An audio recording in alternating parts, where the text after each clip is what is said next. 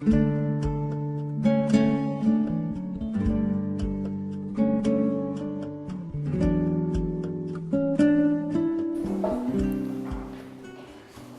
want to thank Jimmy and Jean and my wife for the music. Isn't it beautiful? It's wonderful. You know, it adds to the worship atmosphere, and they have talents to do that. I appreciate that very much. The last time I was here, I had a sore throat, and it's fortunate that we had a 1-week break, because during that 1 week my voice went away and I had difficulty talking, but now it's back. So we're happy to be back. This morning we were at Esdak Church. A friend of ours came from California, and so we were fortunate to meet her there and visit with her, with other people. So it was a blessing. Sabbath has been a blessing. Today we want to look at part 2 of the theory for creation. And we're going to start looking at the evidence. All right? This is the actual evidence. Now remember, I've divided this program up into 2 major parts, 2 major divisions. One division is the evidence. The evidence is something that we can sense with eyes, ears, nose, touch, you know, with our 5 senses. The evidence is stuff that's out there now. We can check it out, okay? And the second part is going to be on the theory that we've come up with based on the evidence. So remember these 3 premises. The theory must fit the Bible, the theory must fit the existing evidence, and the theory must follow the laws of science. Now I want to just go over something here. I want to go over 3 terms in English: intelligence, knowledge, and wisdom. And I don't know if you know the difference, but there's a clear difference between intelligence, knowledge, and wisdom. And I want to just discuss that with you. Intelligence is something that we're born with. It's inherited. It can be affected by lifestyle. All right? And so we are given a story of Daniel and his 3 friends, for example. Remember that story in Daniel 1? There's Daniel and his 3 friends. And remember that Daniel and his 3 friends did not want to eat the king's diet. The king had apparently what he thought was the best food in the country, but it was very rich. It contained meat. It was not good meat, good food. And Daniel and his 3 friends rather wanted to stay with the Lord's diet. They ate pulse, which apparently is something similar to lentils, and drank water. And vegetables. They ate vegetables. And after 3 years of studying in basically what we would consider the University of Babylon, the king tested them. You remember this? You remember what the king found? Daniel and his 3 friends were 10 times wiser than who? Not the Babylonians. If you study the Bible, you will find that when Daniel and his 3 friends were taken into captivity, about 3,700 or some number like that, 3,000 Israelis were taken to Babylon. And the comparison is between Daniel and his 3 friends and the other 3,000 some odd Israelis. That's the comparison. And I would submit to you that we don't quite have it right. Our understanding is not quite right. Daniel and his 3 friends were not 10 times wiser. Daniel and his 3 friends were normal. Daniel and his 3 friends had the intelligence that God intended for all of us to have if we follow his dietary laws. Consider what I'm saying. In other words, the rest of the Israelis, in comparison to Daniel and his 3 friends, had grown 10 times dumber over the 3 years. Does that make sense? Because of diet. So we can affect intelligence.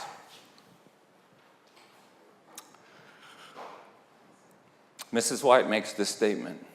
She says, we need to learn that indulged appetite is the greatest hindrance to mental improvement and soul sanctification.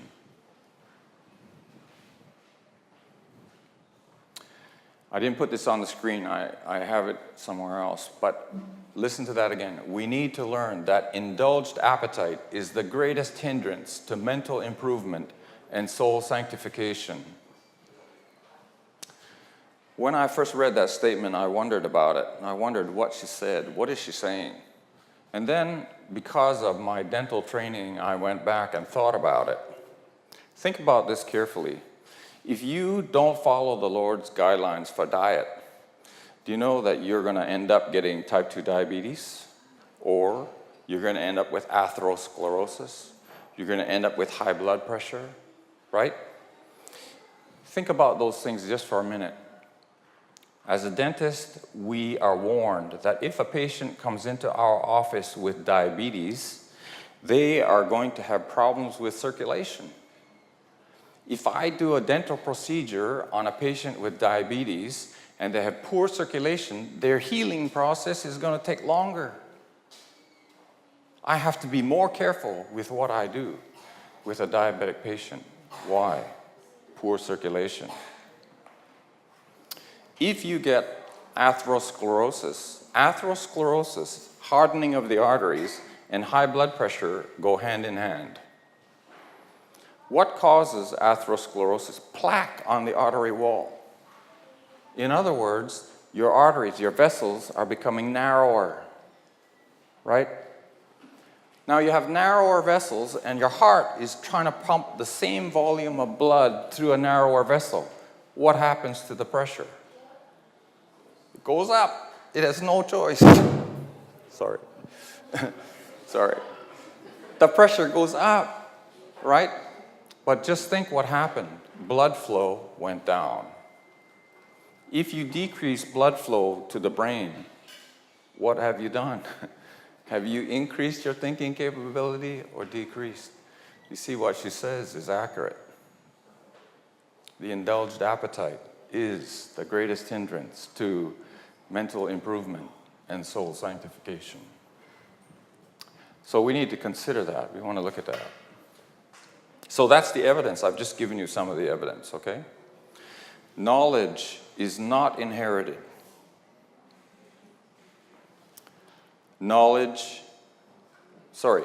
So we're talking about intelligence, right? We're talking about intelligence. Intelligence is inherited. Intelligence can be affected by lifestyle. Okay, now we're going to go to knowledge. Knowledge is not inherited. Knowledge is not wisdom. The example I would give is Adam and Eve. Remember that before Adam and Eve fell, they had knowledge.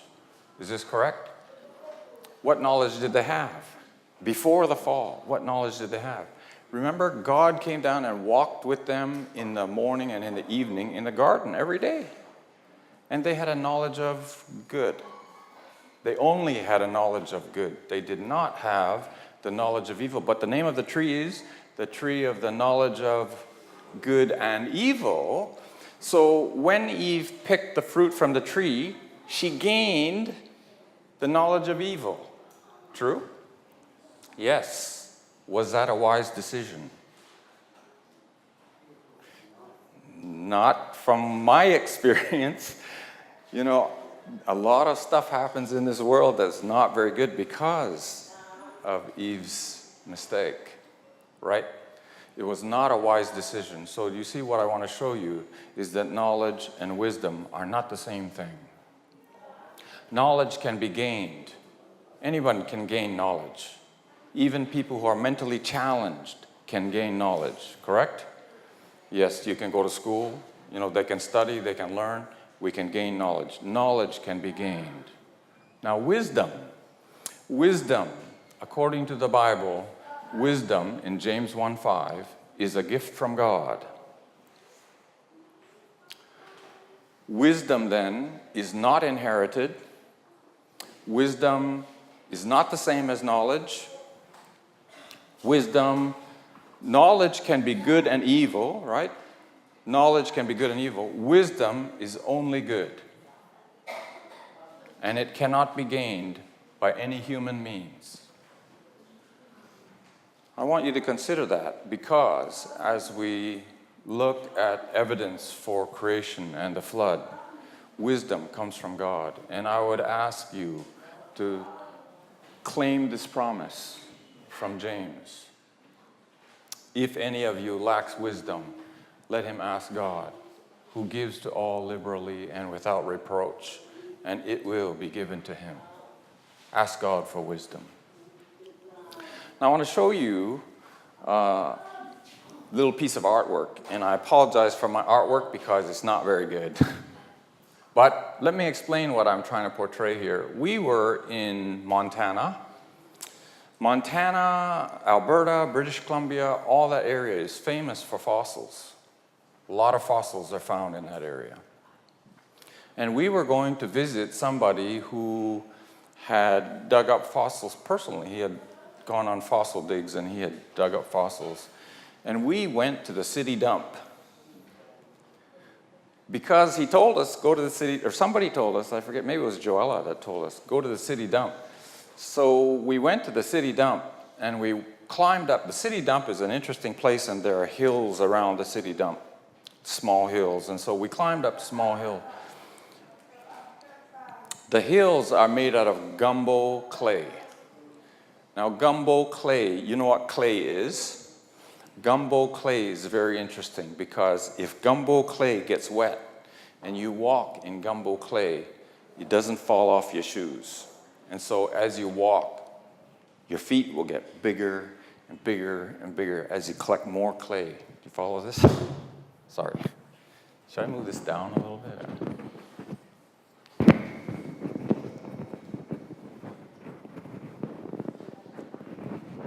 Can't see it. Maybe we should move it down just a little. Can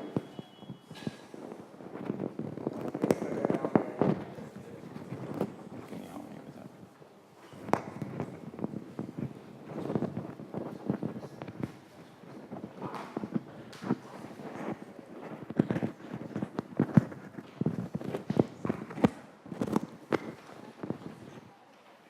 Thank you. Can you still hear me? So gumbo clay is very interesting stuff. Now, as we were climbing up on the hills, we were about 100 feet up. And we saw these two things, my drawings of two things, okay? And if you were there, what you would have seen is these are sandstone trees, okay? And you could tell that they were sandstone trees because they look like trees, they're long, but also they had bark. The impressions of bark, both of them. One of them was broken cleanly, almost as if cut by a knife or a saw, right? Now, I apologize because I chipped off some samples of these things, and normally I have them with me, but our stuff hasn't come from America, so I don't have it here. And also, I have a piece of petrified wood. And I would show you both. I would show you the sandstone logs and the petrified wood, because I want you to compare, and I want you to see that what I saw was actually not petrified wood, but sandstone logs. These are sandstone trees. All right? I want us to do a little bit of thinking. Can we do a little exercise, mental exercise? Is that okay? How did those sandstone trees get there? Let's do a little bit of thinking, and I want to do this thinking along the laws of science. So I don't want us just to speculate. I want us to use science and logic and what we know about the flood, okay, and stuff. And let's see if we can figure out. So this is from Glendive, Montana. So using the Bible, the laws of science, the existing evidence, can we reconstruct what happened to form these sandstone logs? Where can we start? I'll start. First thing, the flood took place. Yeah? When the flood takes place, the trees are buried in gumbo clay. So far, we okay? Yeah. What would have happened next? remember, the trees are not petrified wood. So we've got the trees, the flood happens, the clay, they're buried in this clay. Okay? What would be the next step?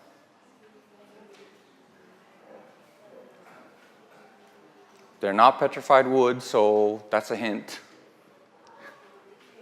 The trees decayed, or got eaten, or something happened, so the wood disappeared. Still makes sense? We're still following scientific law. So now what do we have? Now we have this clay mold of trees that were there.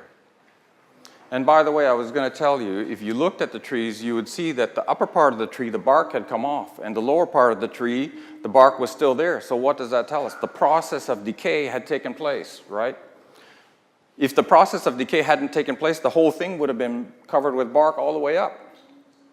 But because part of the tree, the bark was gone, and part of the tree, the bark is there, the process of decay definitely took place. We have evidence for decay, okay? So something happened, the trees decayed, maybe fire or something happened, the wood is gone. But we still have the clay mold, right? Gumbo clay, stuff that sticks to your shoes. We have this clay mold of the trees. Make sense so far? All right, then what would be the next step?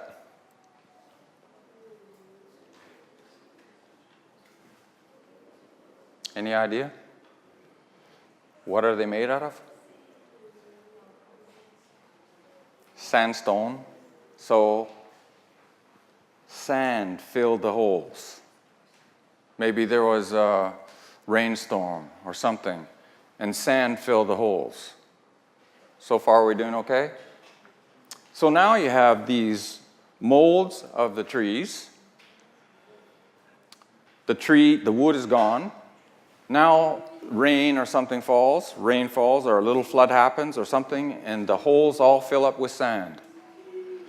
And over time, what happens? It becomes sandstone. Yeah? All right, so let me see if I've got this. Cylindrical form of the trees, the bark surface, buried in gumbo clay during the flood. The wood in the trees was destroyed. The absence of bark on the upper part says there was decay. Some decay was going on. It's not petrified wood, it's sandstone. Clay molds were left. Clay molds are filled with sand. The sand becomes sandstone. Now the trees fall. How do I know the trees fell after the trees formed to sandstone? Remember the breaks? If the tree had fallen before the sandstone formed, what kind of break would it be? Jagged. Trees don't break cleanly. Trees don't break looking like somebody cut it with a knife or a saw. So when the sandstone log fell, it was already sandstone, and therefore it broke cleanly like stone. Make sense? So have we used evidence, science, and, the Bible to put together a reasonable reconstruction of how we ended up with sandstone logs and gumbo clay? I think so. Now let's look. Do we have evidence for what the world was like before the flood? The existing evidence. We want to look at the existing evidence. So we're going to look at things in this order. We're going to look at mammoths, the quantity of fossil fuels on Earth, fossil fuels being coal, oil, natural gas. Yeah? Subtropical Arctic and Antarctic regions. We're going to look at evidence for subtropical Arctic and Antarctic, where everything is frozen now. Megafauna and large dinosaurs. What are megafauna? Fauna is animals. Mega is large, so we're looking at large animals. Amber with bubbles containing nearly 35% oxygen. It's 34 point something. Okay, we'll find. Much longer life. Where do we get that from? The Bible, the genealogies, You know, the genealogies are boring, but they're good for some things. So we can learn about longer life from the Bible, much longer life, living fossils. Water above and below the firmament from Genesis 1. When God created the world, he created water above and below the firmament. No rain before the flood. George Dodwell, Australian government astronomer. By the way, let me back up. No rain before the flood. How do we know there was no rain before the flood? Anybody know?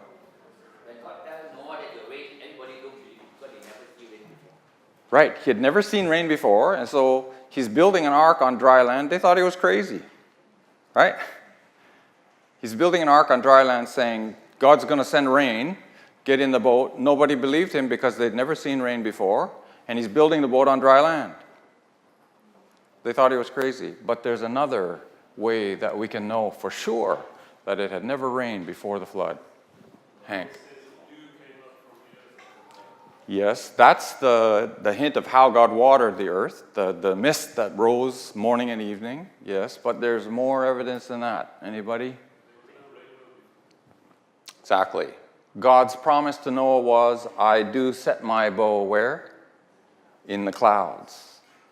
Remember that they could have seen rainbows at springs or at waterfalls or other places. They could have seen rainbows, but they had never seen a rainbow in the clouds.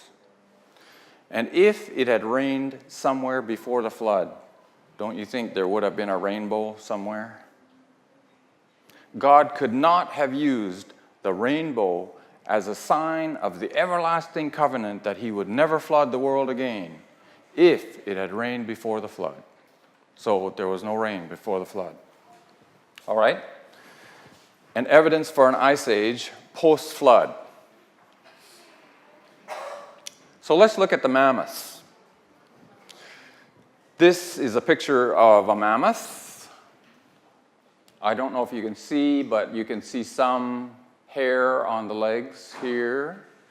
And it's kind of dark, I apologize, but the trunk is over here, the head is here, forelegs here, the tail is back there. Now, some of these mammoths, when they're found, are found with frozen subtropical vegetation in their mouths and in their stomachs. I'm going to give you a reference for that. I'll show you. The Jarkov mammoth was found in 1997. Now, at the time I made this slide, they thought they had the whole mammoth. They thought that they had found the whole mammoth encased in permafrost, in the tundra. This mammoth was found by a 9-year-old boy whose surname is Jarkov. That's why it's called the Jarkov mammoth. He was 9 years old and he was out playing or out somewhere and he saw the tusks sticking out of the ground and he went back and called his other members of his family and they actually came out and tried to dig it out or something. I think they damaged it or something. And then they got scientists involved and eventually they dug the whole thing up. I'll show you. One was found in West Siberia, another one in West Siberia, May 22, 1990. This is a picture of the Jarkov mammoth. I forget, I think this block weighs 13 tons if I remember. They tried to excavate the whole thing because they thought they had the whole animal in there, in this block. And since that time, I've read a scientific paper that shows that they don't have the whole animal. Right? At the time, they thought they had the whole animal. And they lifted this with a helicopter, with a large helicopter. They flew it to a cave in the boy's hometown, which is Katanga in Russia. The cave in Katanga where they took it remains frozen all year round, and they wanted to see if they could thaw it out and extract the whole animal, the whole mammoth, and they found out it's not whole since then, okay? So just to let you know that. Here's a reference to the Berezovska mammoth, found in Siberia. The flesh was edible, I'm quoting, the flesh was edible and the stomach contained about 30 pounds of subtropical vegetation in an undigested state, and the mouth was filled with partially masticated food. So you see in both the mouth and the stomach, subtropical vegetation, okay? The eyes and red blood cells were extremely well preserved, And the separation of water in the cells, which proceeds rapidly after death, was only partial. It's important to remember that, because if the separation of water in the cells was only partial, it indicates that the animal was quick frozen. If it had not been quick frozen, the separation of water in the cells would have been complete. Because the separation of water in the cells is only partial, it had to be quick frozen. Make sense? Okay. Now, what is important? I apologize. I thought I had that bigger on the screen. What's important about the mammoths? Number one, in order for the mammoths to be frozen with flesh on their bones, they had to be quick frozen. Quick freezing shows that they were in the far north when frozen. In other words, when the flood took place, remember what happened? It rained for, the windows of heaven were open and the fountains of the deep were opened, and it rained for 40 days and 40 nights, where Noah was. But what was happening at the North Pole and the South Pole? Rain, snow, and ice, and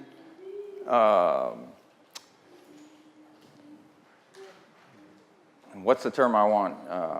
Blizzards, snowstorms, North and South Pole. All right? If they were quick frozen on location, okay, if they were quick frozen, they had to be frozen where they were. Make sense? They were not frozen somewhere else, because some people speculate that they were frozen somewhere else and drifted to the north. All right? But if they were quick frozen, they had to be frozen on location. They had to be frozen where they were. All right? Remember what we found? They had subtropical vegetation in their mouths and in their stomachs. And where are they? In the far north. They're in the Arctic and subarctic regions. Okay? Remember, we're looking at evidence. This is evidence that at some point in time in the Earth's history, the Arctic was subtropical. Make sense? The quantity of fossil fuels. We're looking at the amount of oil and natural gas and coal in the world. There are extensive fossil fuel reserves. There is much more in the way of both flora and fauna, as indicated by existing extensive fossil fuel reserves. Here's a quote from W.A. Reiners. He did a worldwide carbon inventory and found that the total amount of carbon in the world today is less than 1/500th of the total amount that is locked in fossil plants and animals within the sedimentary rock strata. So he's including fossils, but he's talking about coal and oil and natural gas. On Earth today, in other words, the plant life and the animal life that we have is, according to him, 1/500th of what we find in the fossil record, in the coal and the oil and natural gas and fossils.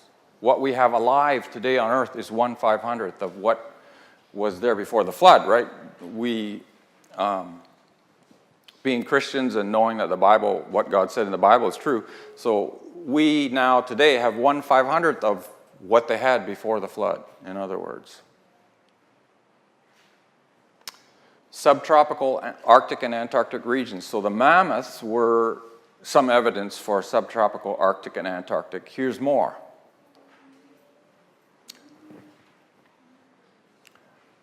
Coal and fossils of subtropical vegetation found in Antarctica and tropical forests found in the Arctic.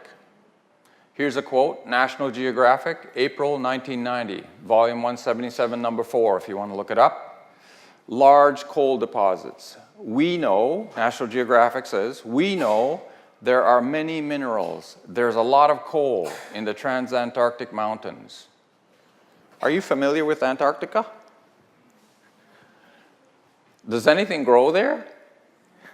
How do you get coal? How do you get coal in the transantarctic mountains? You see what we're doing? We're looking at evidence, right? The evolutionary scientists, these are not Christian scientists necessarily who are looking at this stuff, but the evolutionary scientists recognize that there's coal, a lot of minerals and coal in the transantarctic mountains.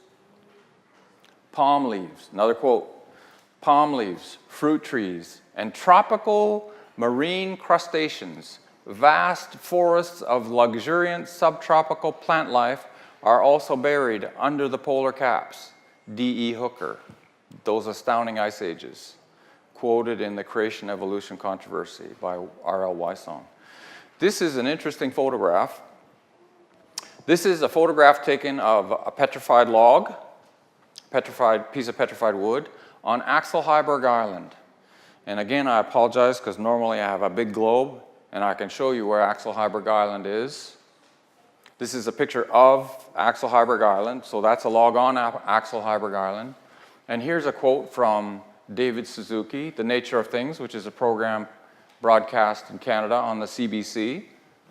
Tropical forests found on Axel Heiberg Island, birch, cypress, and redwood. Now I want to show you where Axel Heiberg Island is. And I apologize, I don't have the globe. I'll try and tell you. I'll try and show you. This is Ellesmere Island right here. This is Axel Heiberg Island right here. Ellesmere Island is the most northerly point in Canada. Ellesmere Island is way inside the Arctic Circle. If you're familiar with the Arctic Circle at all, you know that no trees grow inside the Arctic Circle. As you go further and further north in Canada, you'll find that what happens is the trees get shorter and shorter and shorter and shorter until below the Arctic Circle, the trees end. There are no more trees grow after that. And Axel Heiberg Island is a few hundred kilometers from the North Pole, where trees don't grow. More evidence. We're looking at the evidence. Axel Heiberg Island, it's there. The fossils are there. You can look it up on the internet. You can see more pictures actually than what I've shown you. This was a study done by somebody from Scandinavia, somebody from Connecticut, I believe, from the eastern United States, PhD from the eastern United States, got together with somebody from Scandinavia. This guy, Andrew Revkin, is a reporter for the New York Times, all right? Here's his headline, Studies Portray Tropical Arctic in the Distant Past. Part of the article, quote from his article, the first detailed analysis of an extraordinary climatic and biological record from the seabed near the North Pole shows the Arctic Ocean was much warmer than scientists imagined. A Floridian, I don't know if that makes any sense to you. Florida is the most southern state in the United States. Florida is where people go in the winter because it's subtropical. A Floridian year-round average of 23 C, 74 degrees. Current temperatures in the Arctic Ocean hover within a few degrees of zero. This research was done in a place called the Lomonosov Ridge, which is up in the Bering Sea. I can't remember the distance from the North Pole. It's not very far from the North Pole. And what they did is they took 3 ships, and this is a picture of the actual 3 ships. One of them is a research vessel. I don't know which is which, okay? One of these 3 ships is a research vessel with a drilling rig on it, and the other 2 are icebreakers. And the reason they needed the icebreakers is because as they were drilling, the ice would form around the drill ship. And if they didn't break the ice, the ship would be crushed. So they used 2 icebreakers to constantly go around the drill ship to keep the ice free while they were drilling down. And I can't remember the exact numbers. They went down. I don't know if I have it. I don't have it. These are some of the drill cores that they brought up. They went down, I think it was 1,300 feet through the water and then 3,000 feet down into the seabed. Okay, so don't quote me on the numbers exactly, but I'm pretty sure it was about 1,300 feet through the ocean and then 3,000 feet down into the seabed. And these are the cores that they pulled up. These are the cores from the expedition. And you know what they found in these cores? Guess what they found? Something should be obvious. How about fish? Bones of fish. Pretty obvious, right? The ocean, they found fish bones. But they found the spores of a fern that grows today in Vietnam.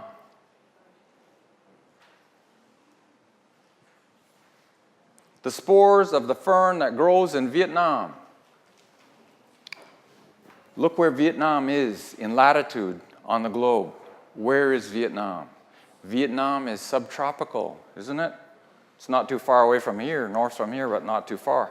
Vietnam is subtropical. So based on the evidence that they brought up, they say, in order for those spores to be here, that far north, buried down in the sea floor, those ferns had to grow in the area of the Arctic Ocean. So the Arctic Ocean was subtropical. That's their conclusion.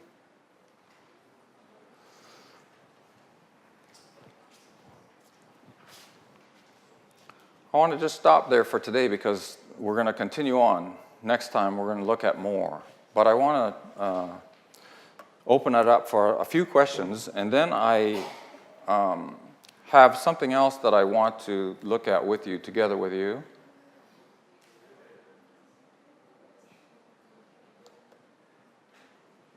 See if I can switch this over here quickly.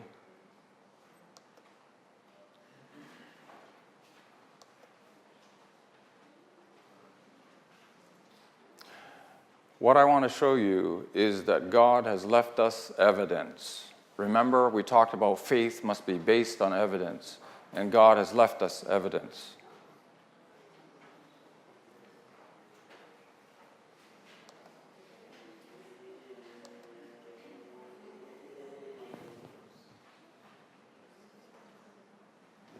Okay.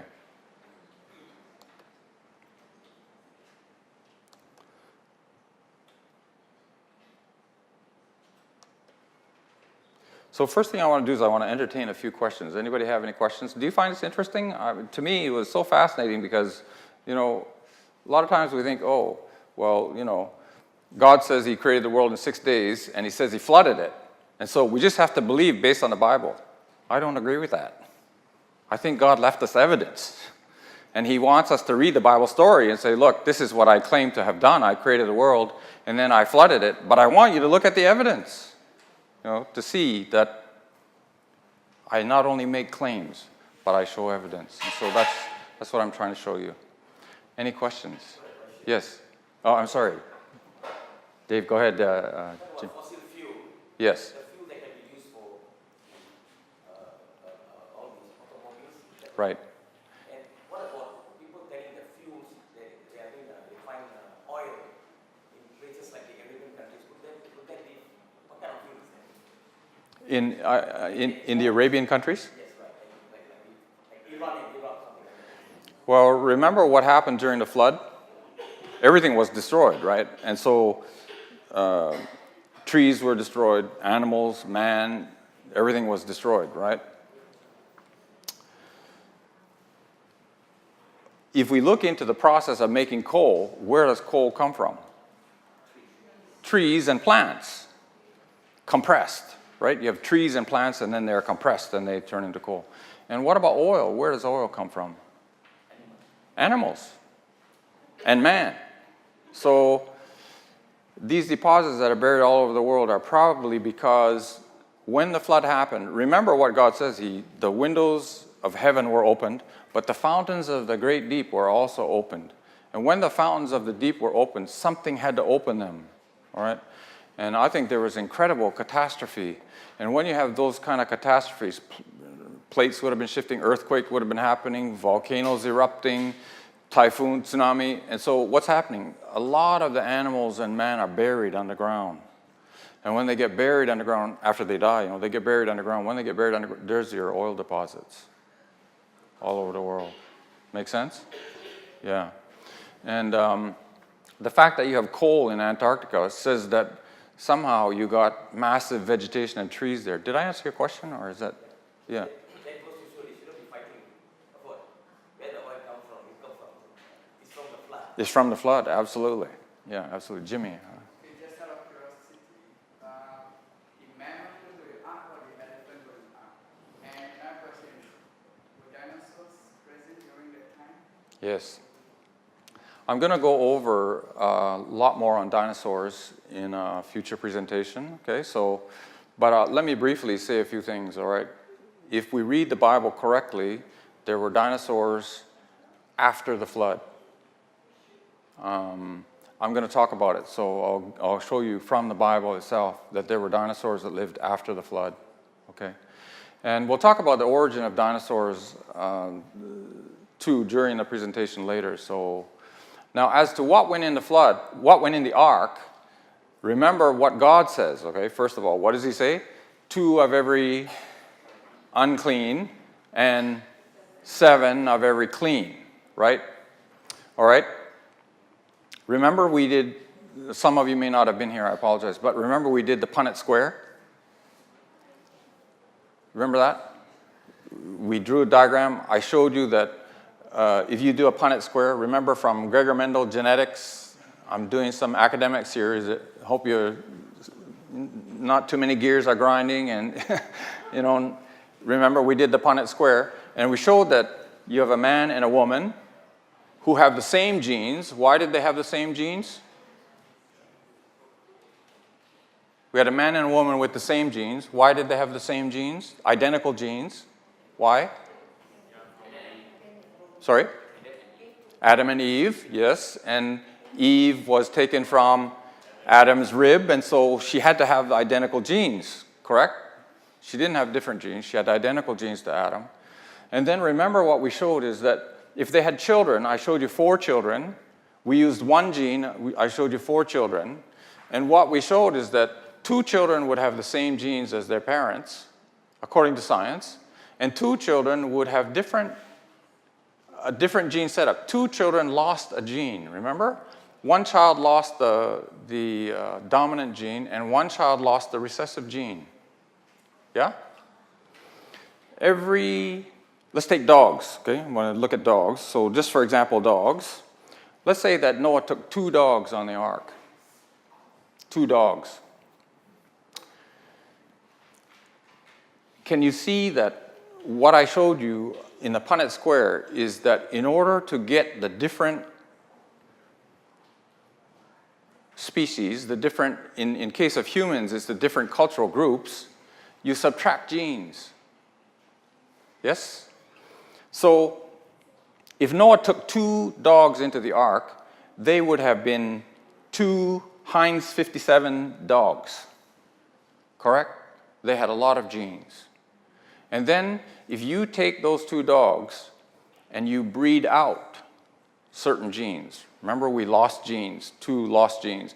So if you want to breed a Chihuahua, then you have to breed out all the genes for big dog. And you have to breed out all the genes for floppy ears. And you have to breed out all the genes for long hair. Do you follow this? And eventually, you will end up with the Chihuahua. And if you have a Chihuahua, you've bred out all the genes for big dog, you've bred out all the genes for long hair, you've bred out all the genes for floppy ears. So now you made a Chihuahua with another Chihuahua, and you get a Chihuahua because all the other genes are gone. Now, can you see that from 2 dogs, you could get Doberman Pinschers, St. Bernard, Greyhound, German Shepherd, wolf, fox, dingo, wild dog. Can you see that? Does it make sense? So, what did Noah take in the ark? I don't know. But he would have taken 2 of the elephant kind. And from those 2, you could have gotten mammoths, you could have gotten mastodon, you could have gotten, do you know what I'm saying? You could get all the different kinds from the 2. Does that help? Yeah. Yes? You just say that in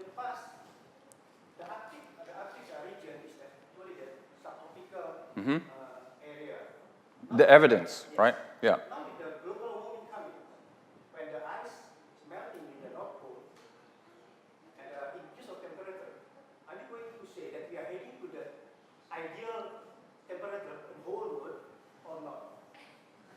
Do you know what? That's a very interesting question. I'm glad you brought that up. And do you know what? Do you know what we're told? Do you know that sorry, I'm getting tongue-tied. The devil is getting desperate. Is it right? Is it true? What does Revelation say? He goes about like a roaring lion, seeking whom he may devour. Why? He's becoming desperate. He's becoming desperate, right? We are told by someone that we believe is inspired that just before Jesus comes, the devil will come very close to finding the secret for life. He will come very close. But of course, God will not allow it. It won't happen. So, he knows what the world was like before the flood. Am I correct? He was there before and after. He knows what the world was like before the flood. He knows that his time is short. He may try to do something to reconstruct what the world was like before the flood. Why? Because look at the difference in age. How old did people live before the flood? 900 plus, right? It's not average 900, it's 900 plus. The only people who lived less than 900 were Lamech, who was 777 or something like that, was it 700? And one other person, I think. The rest are all 930, 950, 926, 9, you know what I mean? So before the flood, 900 plus. After the flood, 120, but then even lower down to 70, right? This is our time. Average 70. So the devil is working desperately to try to recreate a time when life will be longer. He's not going to succeed, okay, but he's going to try. Now, all this stuff with global warming and all this stuff, when you look at the theory part, when I show you the theory part, I just don't want this to go to sleep, you'll understand more, it'll make more sense, okay, when we look at the theory part, but I think he's trying to reconstruct what things were like before the flood. And I'll show you more of that. So I know I didn't quite answer, but can you be patient a little bit? I'll show you a little bit more, okay? I'll show you more of what. Now, here is something that is factual. Revelation says that what? Jesus comes back to destroy those who destroy the world. And so, for sure, we destroy the world. Yes? And there are people who argue that global warming is a figment of people's imagination, that it's not true, and that it's just only a cycle, you know? It's just something that happens every 300 years or every 500 years or whatever. But, okay, maybe so, except for one thing. The fourth plague. What is the fourth plague?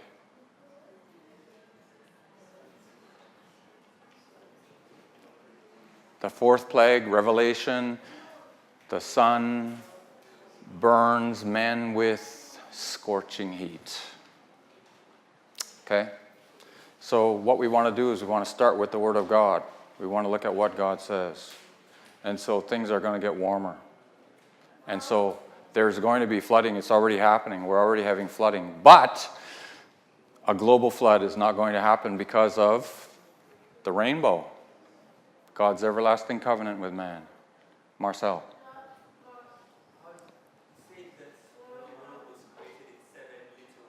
Yes. But how, if the flood, if you use the Bible, then it's been 4,000 years since the flood.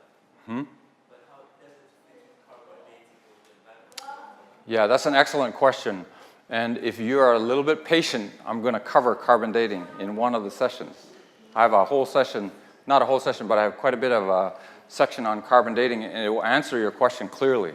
So can we postpone that one, hold that off a little bit? Would that be okay? So we'll look at that. Any other questions? Can we do something? Can we look? I want to show you something. And if you don't mind, I'll do it on screen. What I want to discuss with you briefly for a short period of time is a misunderstanding that many people have about what Ellen White said about amalgamation. All right? And it is clearly a misunderstanding. And I know that the misunderstanding is in North America. I'm from there. I've been there. I talk to people. I know the misunderstanding is there. I was surprised to find the misunderstanding here. So I want to cover that, if you don't mind, briefly. Now, this is the software that I use for my Bible study. I would encourage you, if you find it, it's an excellent program. I'll just briefly tell you what I have here. I have a Bible, but not only do I have a Bible, I have 14 versions of the Bible here. Okay, so I can look at the Bible in many different versions if I want to. This is the E.G. White Index. This is the E.G. White Supplemental Index. This is the E.G. White Scriptural Index. And this is the SDA Bible Commentary. And then I have another Bible commentary open here just for comparison. This is the Nelson Study Bible. I have that open. I also have about 10 different commentaries, and so I can look at different commentaries if I want to. And all of these things are linked together. So I'll just do an illustration. Let me just go to John 17:3. So I'm going to type in John 17, verse 3, and I click, and everything moves to John 17:3. And if I want to see what Ellen White says about anything, all I have to do is bring my mouse over and hover. And this is the book called God's Amazing Grace, and that's the paragraph dealing with John 17:3 in God's Amazing Grace. And if I want to look at what she says in the Scriptural Index, this is Acts of the Apostles, and that's what she says about John 17:3 in Acts of the Apostles. So just to let you know, this is an excellent piece of technology. Technology, as you know, can be used for good and bad, and this is an excellent, it's wonderful. I really appreciate it. I like it very much. Now, what I want to do is I want to do a search of all of Ellen White's writings. And I'm going to do the search live so you can watch it. And what I'm going to do is I'm going to search for the word amalgamate.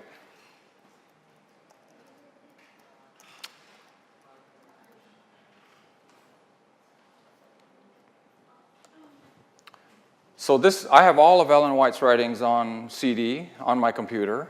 It's on my computer. And so this will search all of her writings. And it will search all of her writings for the words amalgamate, amalgamated, amalgamation. So we're looking for all of her uses of the word amalgamate. All right?